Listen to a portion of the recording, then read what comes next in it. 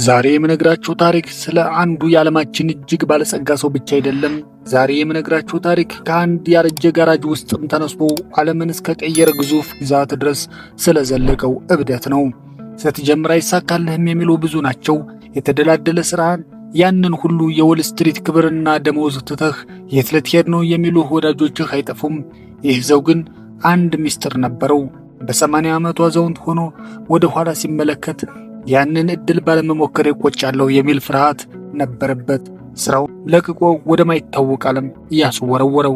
ከቴክሳስ የእርሻ መሬት እስከ ዌል ስትሪት ሰማይ ጠቀስ ህንፃዎች፣ ከመጽሐፍ ሽያጭ እስከ ጠፈር ምርምር የሰው ልጅ ጽናትና ራዕይ ምን ያህል ርቀት ሊጓዝ እንደሚችል የሚያሳይ አስገራሚ ታሪክ ነው። ይህ ታሪክ የስኬት ታሪክ ብቻ አይደለም፣ የውሳኔ የጽናትና ሁልጊዜም የመጀመሪያው ቀን ኢትስ ኦልዌይስ ዳይ ዋን የሚል የፍልስፍና ጉዞ ነው። ጄፍ ቤዞስ ማን ነው? ከጋራጅ ተነስቶ እንዴት ዓለምን ተቆጣጠረ? ዛሬ የአማዞን መስራች፣ የቢሊዮነሮች ቁንጮ፣ የጠፈር ተጓዡን የጄፍ ቤዞስን ሙሉ የህይወት ጉዞ እናያለን። እስከ መጨረሻው ቻናሉ ላይክ፣ ሼር እና ሰብስክራይብ እያደረጋችሁ አብራችሁ ትቆዩ ዘንድ የአክብሮት ግብዣዬ ነው።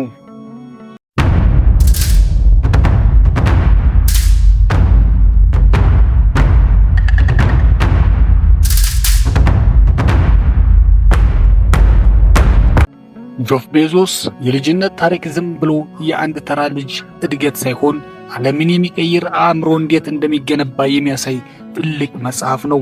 ይህ ታሪክ የሚጀምረው ጥር 12 ቀን 1964 በአልበርከኒ ኒው ሜክሲኮ ውስጥ ጄፍ ሲወለድ እናቱ ጃክሊን ገና የ17 ዓመት ወጣትና የሁለተኛ ደረጃ ተማሪም ነበረች። አባቱ ቴድ ጆርገንሰን ደግሞ በወቅቱ የ18 ዓመት ወጣት ሲሆን በሰርከስ ትርኢት ላይ በብስክሌት ሚዛን መጠበቅ የሚታወቅ ስራም ነበረው። የጄፍ ወላጆች ትዳር ገና ከመጀመራቸው በችግር የተሞላም ነበር። ቴድ በወቅቱ ለቤተሰቡ በቂ ትኩረት የሚሰጥና አልኮል የሚያዘወትር በመሆኑ ጃክሊን ልጇ ገና የ17 ወር ሕፃን እያለ ተፋታች። ይህ የቤተሰብ መሰባበር ለጄፍ ሕይወት አዲስ ምዕራፍ ከፈተ።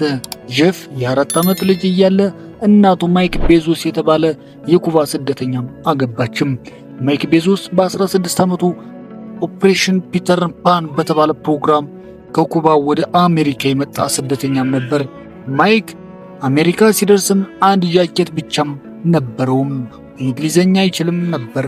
ሆኖም ግን በከፍተኛ ትጋትም ተምሮ ኢንጂነር መሆን የቻለ ብርቱ ሰው ነው። ማይክ ጄፍን በጉዲፈቻ ተቀብሎ የራሱን ስም ሰጠው። ጄፍ እስከ 10 ዓመቱ ድረስም ማይክ እውነተኛ አባቱ እንዳልሆነም አያውቅም ነበር። ቴድ ጆርገንሰንን በሕይወቱ አይቶት አያውቅም። ይህ የታሪክ አጋጣሚ ለጄፍ ትልቅ ትምህርትም ሰጥቶታልም። አሳዳጅ አባቱ ማይክ ከምንም ተነስቶ ሀገር አቋርጦ ቋንቋ ተምሮ ስኬታማ መሆኑ በጄፍ ውስጥ ሰዎች የራሳቸውን ታሪክ መጻፍ ይችላሉ የሚል ጽኑ እምነትም አሳድሮበታል። የጄፍ ቤዞስ የልጅነት ጊዜ እጅግ ልዩ ከሚያደርጉትም ነገሮች አንዱ በቴክሳስ በሚገኘው የአያቱ እርሻ ላይ የሚያሳልፈው ጊዜም ነበር። አያቱ ላውረንስ ፕሪንስተን ለጄፍ ሁለተኛ አባትም እንደነበሩም ይነገራል። አያቱ በአሜሪካ የአቶሚክ ኢነርጂ ኮሚሽን ውስጥም ከፍተኛ አመራር የነበሩ ሲሆን በጠፈር ምርምርና በሳይንስ ዘርፍም ጥልቅ እውቀትን እንደነበራቸው ይነገራል። ጄፍ ከ4 ዓመቱ ጀምሮ እስከ 16 ዓመቱ ድረስም በእያንዳንዱ ክረምት ወደ ቴክሳስ ኮቱላ በመሄድ በአያቱ እርሻ ላይም ይሰራ እንደነበር የታሪክ ድርሳናት ያመለክታሉ። ይህ እርሻ 25 ሄክታር ስፋት ያለው ሲሆን ጄፍ እዚያ ውስጥም የጉልበት ሥራና ብልሃትንም ተምሯልም። በእርሻው ላይም ጄፍ እንደማንኛውም ገበሬ ጠንካራ ስራዎችን ይሰራል። ትራክተሮችን ይጠግናል፣ ለከብቶቹ ክትባት ይሰጣል፣ እንዲሁም የተበላሹ የውሃ ፓምፖችና የንፋስ ወፍጮዎችን ያድሳል። አያቱ ጄፍ ያስተማሩት ትልቅ ትምህርት ሪሶርስፉልነስ ወይም ባሉ ነገሮች ተጠቅሞ ችግርን መፍታት ነው። ለምሳሌ አንድ መሳሪያ ሲበላሽ አያቱ ባለሙያ አይጠሩም ነበርም። ይልቁንም ጄፍን ይዘው ራሳቸው የብረት አቅልብ መቅለጫና መገጣጠሚያ ይዘው ይጠግኑታል እንጂ ጄፍ በኋላ ላይ በተናገረው አንድ ነገር ካልሰራ ሌላ መንገድ መፈለግ እንዳለብኝ የተማርኩት ከዚያው ነው ይላል። አንድ ጊዜ አያቱና ጄፍ አንድ ግዙፍ ዶዘር ሲጠግኑ አስፈላጊውን ክፍል ስላልነበራቸው አያቱ በራሳቸው የብረት ማቅለጫ አዲስ ክፍል ሰርተው ሲጠግኑት ጄፍ በአድናቆት ይመለከት ነበር። ይህ ልምምድ ጄፍ በኋላ ላይ አማዞንን ሲመሰርት ለሚያጋጥሙት ተግዳሮቶች መፍትሄ የመፈለግ አቅም ሰጥቶታልም። በሌላ በኩል ጄፍ ገና በልጅነቱ እጅግ በጣም ከፍተኛ የሆነ የማወቅ ጉጉትን እንደነበረው ይነገራል። ገና በታዳጊነት ሕፃንነቱ በትክክለኛ አልጋ ላይ መተኛ ትፈልጋለሁ በማለት የሕፃናት አልጋውን በስክሪፕቶ ለመበታተን መሞከሩ በቤተሰቦቹ ዘንድ የሚነገር ዝነኛ ታሪክ ነው። ትምህርት ቤት ሲገባ ደግሞ ይህ የፈጠራ ዝንባሌውን ይበልጥ ጎልቶ መውጣቱ ይነገራል። በቤቱ ጋራዥ ውስጥም የራሱን የሳይንስ ላቦራቶሪ መስርቶ እንደነበር ይናገራሉ። እዚያ ውስጥ ከኩሽና የሚገኙ ጣሪያዎችንና ቅመሞችን በመጠቀም የፀሐይ ማብሰያ ሶላር ኩከር ለመስራት ይሞክር እንደነበር ይናገራሉ። ታናናሽ ወንድሞቹና እህቶቹ ማርክና ክርስቲና ያለ ፈቃድ ወደ ክፍሉ እንዳይገቡ የሚከለክል የኤሌክትሪክ ማስጠንቀቂያ ደወልም ሰርቶ በበሩ ላይ ገጥሞ ነበርም። ይህ የሚያሳየው ጄፍ ገና በልጅነት ቴክኖሎጂን ለተግባራዊ ችግሮች መፍቻነትን የመጠቀም ዝንባሌም እንደነበረው ነው። በትምህርት ቤት ቆይታው ጄፍ ከሰው የተለየ ተማሪ ነበርም። በፍሎሪዳ በሚገኘው ፓልሜቶ ሁለተኛ ደረጃ ትምህርት ቤት ሲማር በሳይንስና በሂሳብ የላቀ ችሎታም ነበረውም። ትምህርት ቤት ለተሰጥኦ ያላቸው ተማሪዎች የሚያዘጋጀው ፕሮግራም ውስጥ ይሳተፍ ነበርም። ጄፍ በትምህርት ብቻ ሳይሆን በውድድርም እጅግ ጠንካራም ነበርም። አንድ ጊዜ በትምህርት ቤቱ ውስጥ የሳይንስ ፕሮጀክት ሲያዘጋጅ ኢነርሻ የእንቅስቃሴ ሕግ ላይ ጥናት አድርጎ ከፍተኛ ሽልማትም አግኝቷል። በወቅቱ የነበሩት መምህራን ጄፍ ለአንድ ነገር ትኩረት ከሰጠ ማንም ሊያቆመው የማይችል ልጅ ነው ብለው ይገልጹት ነበርም። የጄፍ ቤዞስ ህልም ከምድር የራቀም ነበረም። ገና በልጅነቱ የስታር ትሬክ ፊልም አድናቂም እንደነበር የፊልሙን ገጸ ባህሪያት በሙሉ በቃሉ ያውቅ እንደነበርም ይነገራል። በሁለተኛ ደረጃ ትምህርት ቤቱ የምረቃ ስነ ስርዓት ላይ የክፍል አንደኛ ባለድርሻ በመሆን ባደረገው ንግግር ዓለምን ያስገረመ ትንቢታዊ ንግግር አድርጎ ነበርም። የሰው ልጅ የወደፊት ህይወት በጠፈር ላይ ነው። የምድርን ትልቅ ብሔራዊ ፓርክ ጠብቀን ኢንዱስትሪዎችንና መኖሪያዎችን ወደ ጠፈር ማዛወር አለብን ብሎ ነበርም። ይህ ንግግር በ18 ዓመት ወጣት የተደረገ ቢሆንም ዛሬ ጄፍ ብሉ ኦሪጂን የተባለውን የጠፈር ምርምር ድርጅትን ሲያቋቁም ያንን የልጅነት ህልሙን እያሳካ መሆኑን ያሳያልም። ሌላው ጄፍን ስብዕና የገነባው ክስተት ከአያቱ ጋር የነበረው የሞራል ትምህርት ነው። አንድ ቀን ጄፍ 10 ዓመት ገደማ እያለ ሴት አያቱና ወንድ አያቱ መኪና ውስጥ ሆነው ጉዞ እያደረጉ ነበር። አያቱ ሲጋራ ያጨሱ ነበር። ጄፍ በወቅቱ ሲጋራ ማጨስ ሕይወትን ያሳጥራል የሚል ሰማያዊ ማስታወቂያ አንብቦ ስለነበረ አያቱ በቀን ስንት ሲጋራ እንደሚያጨሱና ስንት ደቂቃ እንደሚወስድባቸው አስልቶ አያቴ ሆይ ሲጋራ በማጨስሽ 9 ዓመታትን ከሕይወትሽ ቀንሰሻል አላቸው። አያቱ ይህንን ሲሰሙ ማልቀስ ጀመሩ። አያቱም መኪናውን አቁመው ጄፍን ወደ ውጭም አወጡትና እንዲህ አሉት፣ ጄፍ አንድ ቀን ብልህ ከመሆን ይልቅ ደግ መሆን እንደሚከብድ ትረዳለህ። ይህ ቃል በጄፍ አእምሮ ውስጥም ለዘላለም ታትሞ ቀርቷልም። ብልህነት የተሰጠው ጉዳይ ነው፣ ደግነት ግን የውሳኔ ጉዳይ ነው የሚለውን ፍልስፍና የያዘው ከዚያ ቀን ጀምሮ ነው። የጄፍ ቤዞስ የልጅነት ጊዜ ሲጠቃለል በሶስት ዋና ዋና ምሰሶዎች የቆመ ነበር። የቤተሰብ ጽናት፣ የእርሻ ሕይወትና የሳይንስ ፍቅር። የቤተሰብ ጽናትን ስንመለከት ከስደተኛ አሳዳጊ አባቱ የተማረውን ጠንክሮ የመስራትና የመለወጥ እምነት አይተንበታል። የእርሻ ሕይወት ከአያቱ የተማረው ችግርን በራስ የመፍታት ሪሶርስፉልነስ እና የጉልበት ስራን ክብር አሳይቶናል። የሳይንስን ፍቅር፣ ከልጅነት ጀምሮ የነበረው የቴክኖሎጂ ጉጉትና ወደ ጠፈር የመጓጓዝ ትልቅ ህልም እውን አድርጓልም። እነዚህ ሁሉ ተደምረው ጄፍ ቤዞስን ከጋራዥ ተነስቶ ዓለምን የሚቆጣጠር የንግድ ግዙፍ አድርገውታል። የልጅነት ጊዜውን የሰጠውን ጥንካሬ አማዞንን ሲመሰረት ለገጠመው ውድቀቶችና ትችቶች የማይበገር እንዲሆንም አድርጎታልም። ጄፍ ቤዞስ ዛሬ ያለው ማንነት በትላንትናውና የቴክሳስ እርሻና በአልበርኪኒ ጋራዥ ውስጥም እየተገነባ ነው።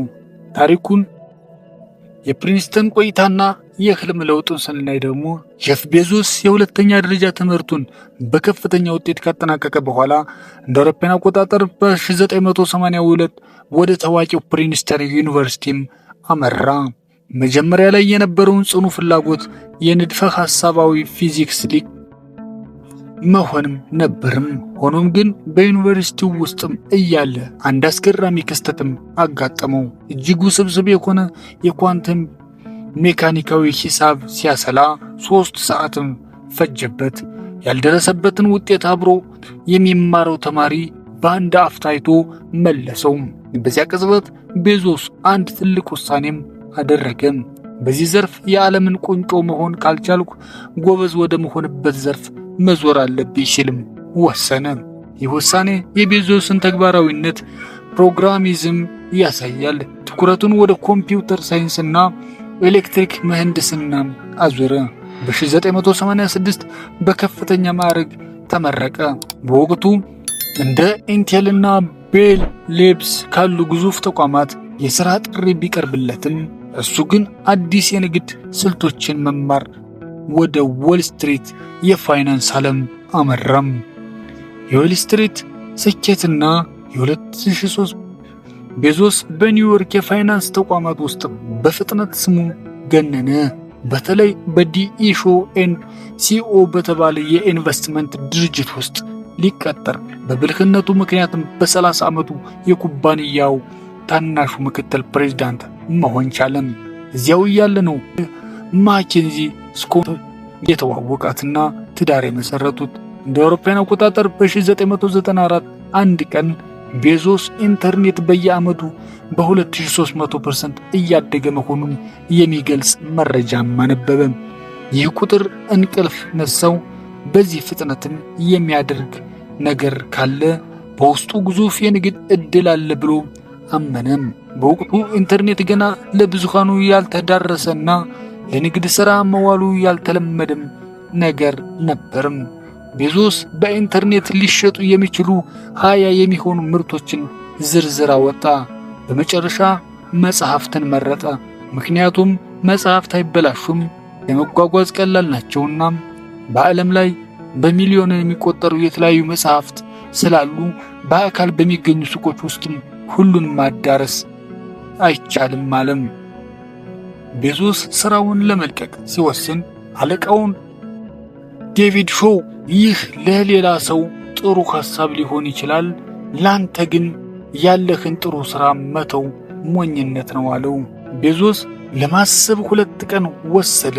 በዚያን ጊዜ ነው ታዋቂውን የውሳኔ አሰጣጥ ፍልስፍናውን የቀረጸው። ራሱን በ80 ዓመቱ አዛውንት መነጽር ተመለከተ። በ80 ዓመቴ ሳስበው ይህ ትልቅ የኢንተርኔት አጋጣሚ ባለመሞከሬ እቆጫለሁ። አዎ ሞክሬው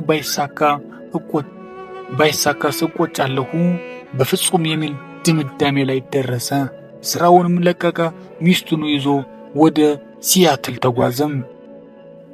ቤዞስ አማዞንን የመጀመሪያውን በሲያትል በሚገኘው የመኖሪያ ቤት ጋራዥ ውስጥም ነበር።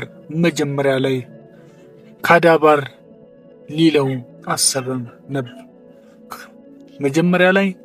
ሊለው አስቦ ነበር። ነገር ግን በስልክ ሲነገር ካዳባር ሬሳ ከሚለው ቃል ጋር ስለሚመሳሰል የቀየረው። አማዞን የሚለውን ስም መረጠ። የዓለማችን ግዙፍ ወንዝ ራእዩም የዓለማችን ግዙፍ ሱቅ መሆን ነበር። የመጀመሪያው ጠረጴዛ የተሰራው ከድሮ ነበር። የዛሬ ድረስም በአማዞን ውስጥም የቁጠባ ፍሪጓየር ምልክት ተደርጎ ይወሰዳል። በሐምሌ 1995 ድህረ ገጹ ሲከፈት ቤዞስና ትናንሽ ሰራተኞቹ መጽሐፍትን መሬት ላይ ተንበርክከው ያሽጉት ነበር። ትዕዛዝ ሲመጣ ከኮምፒውተሩ ላይ የደወል ድምፅ እንዲሰማ ተደርጎ ነበር። ብዙም ሳይቆይም ደወሉን ያለማቋረጥ መጮህ ጀመረ። በመጀመሪያው ወር ብቻ በ50 የአሜሪካ ግዛቶችና በ45 ሀገሮች ውስጥ መጽሐፉ ተሸጡም። በ1997 አማዞን ወደ አክሲዮን ገበያም አደገም። ሆኖም እንደ አውሮፓውያን አቆጣጠር በ2000 የኢንተርኔት ኩባንያዎች ዋጋ በከፍተኛ ሁኔታ ሲወድቅ ዶትኮም ክራሽ የአማዞን አክሲዮን $100 ወደ $6 ወረደ። ብዙዎች አማዞንን ቦምብ እያሉ ይሳለቁበት ነበር። ቤዞስ ግን አልተበገረም። ለባለሀብቶችና ትኩረታቸውን በአክሲዮን ዋጋ ላይ ሳይሆን በደንበኞች እርካታ ላይ ነው ይል ነበርም። ቤዞስ የንግድ ፍልስፍናው ፍላይዌል በሚባል ጽንሰ ሐሳብ ላይ የተመሰረተ ነው። ይህ የዝቅተኛ ዋጋ ብዙ ደንበኞችን ያመጣል፣ ብዙ ሻጮችን ይስባል፣ ምርጫችን ያሰፋል። ይህ ደግሞ ዝቅተኛ ዋጋን ያረጋግጣል። ይህ ዑደት አማዞንን ከማንም በላይ ፈጣን እንዳደረገው ይነገራል። አማዞን ከመጽሐፍት አልፎ ኤሌክትሮኒክስ መሸጫዎችንና አልባሳት ማቅረብ ጀመረ። ነገር ግን ቤዞስ እዚህ ጋር አላበቃም። የንባብ ባህልን የቀየረ የኤሌክትሮኒክስ መጽሐፍ ማንበቢያን ፈጠረ። አማዞን ፕሪሚየም ደንበኞች በዓመት የተወሰነ ክፍያ ከፍለው ዕቃዎችን በ2 ቀን ውስጥ በነፃ እንዲያገኙ አደረገ። ይህ በንግድ ዓለም እብደት ተብሎ ቢታይም የደንበኞችን ታማኝነት ግን ገንብቷል። አማዞን ዌብ ሰርቪስ የራሱን ዳታ ለማስተዳደር የገነባው ቴክኖሎጂ ለሌሎች ኩባንያዎች እንደ ኔትፍሊክስ ያሉ መከራየት ጀመረም። ዛሬ ይህ አገልግሎት የአማዞን ትልቁ የትርፍ ምንጭ መሆን ችሏልም። በሌላ በ2017 ጄፍ ቤዞስ ቢል ጌትስ በመብለጥም የዓለማችን ቁንጮ ባለሀብትም ሆነ። ሀብቱ $200 ቢሊዮን በላይ ደረሰም።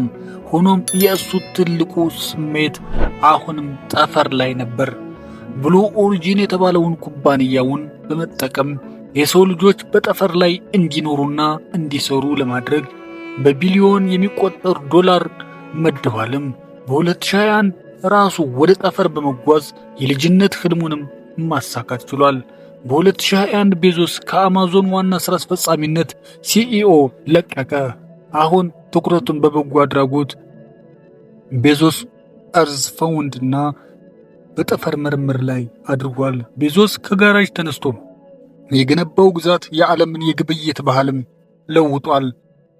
የጄፍ ቤዞስ ታሪክ ደፋር መሆን፣ ለረጅም ጊዜ ማቀድና በደንበኛ ላይ ማተኮር ውጤቱ ምን እንደሆነ የሚያሳይ ትልቅ ምሳሌም መሆን ችሏል። እሱ እንደሚለው ለአማዞን ሁልጊዜም የመጀመሪያው ቀን ዳይዋን ነው። ይህ ማለት ሁልጊዜ እንደ አዲስ ተቋም በትጋትና በፈጠራ መስራት አለብን ማለት ነው ይላል። ክብራትና ክብራን አድማጭ ተመልካቾቻችን ታሪኩን እንደተማራችሁበት ዘና ፈታ እንዳላችሁበት ተስፋ አድርጋለሁ።